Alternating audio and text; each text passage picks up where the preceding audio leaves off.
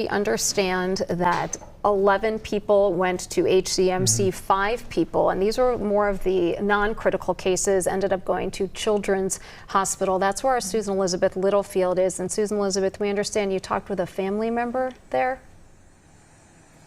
I did, Heather. Actually, an updated number for you. There are six patients that have been admitted here at Children's. And to be clear, it is a level 1 trauma center. So much like HCMC, this is something they train for. I actually talked to the staff this morning. They said, yes, we do these mass casualty situation drills. And today is something they never wanted to put into practice. You can see over my shoulder right there, the emergency room.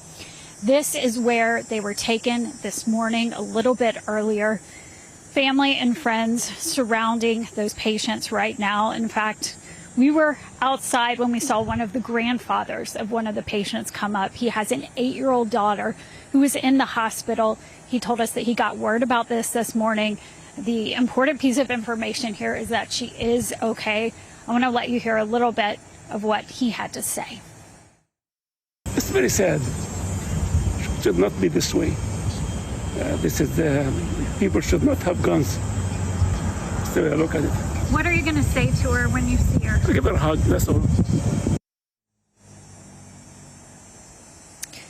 Now, Children's Minnesota is actually asking people to try and avoid the emergency room. Of course, an emergency is an emergency. So if you or someone you know has to come in today, they understand. But they are incredibly busy right now, and they're asking that if possible, people go to the St. Paul campus today. It's all hands on deck here.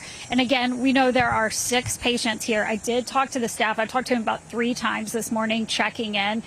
I could not get a status on their condition. Now, we do know that that man we talked with, his 8-year-old daughter, who was there at the time, is safe. He told me a little bit more of context, too. He said he got the call this morning, and of course, he said the first thing, is she okay? And in his case, she is okay, but he aches over the fact that knowing not everyone got that confirmation on this day. Yeah. Right. I think that's the toughest part of it all. That's the hard thing. His 8-year-old granddaughter is okay, but we know there is an 8-year-old child out there that is not. And okay is such a relative term on a day like today. Absolutely. Because physically okay is something different than They'll never be emotionally, okay. mentally okay, and having witnessed and gone through what all of those kids and adults there went through this morning. Because as you alluded to, and as we said before, this is a school that it goes from kindergarten all the way up to 8th grade. Right, and the doctor at HCMC said they had patients come in between the ages of 6 and 14 years old, 6-year-olds coming in there. And you're talking about a trauma 1 hospital. And when you're talking about gunshot injuries and what that can do, unfortunately, I think we all have covered these enough where we know that.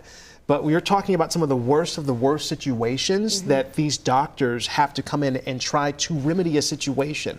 So it's the worst of the worst we're talking here now. These are the people that you want working on you if you have an injury like this. They are highly trained.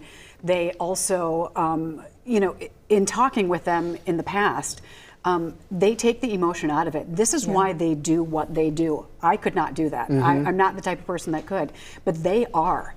And they are the people that you want treating your loved one in a situation like this.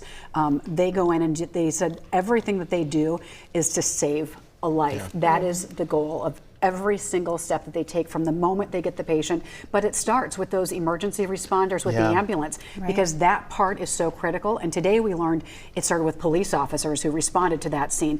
They started caring for those patients. It goes then to the next step of these emergency responders, then to the hospital. And each step is so critical in keeping someone alive.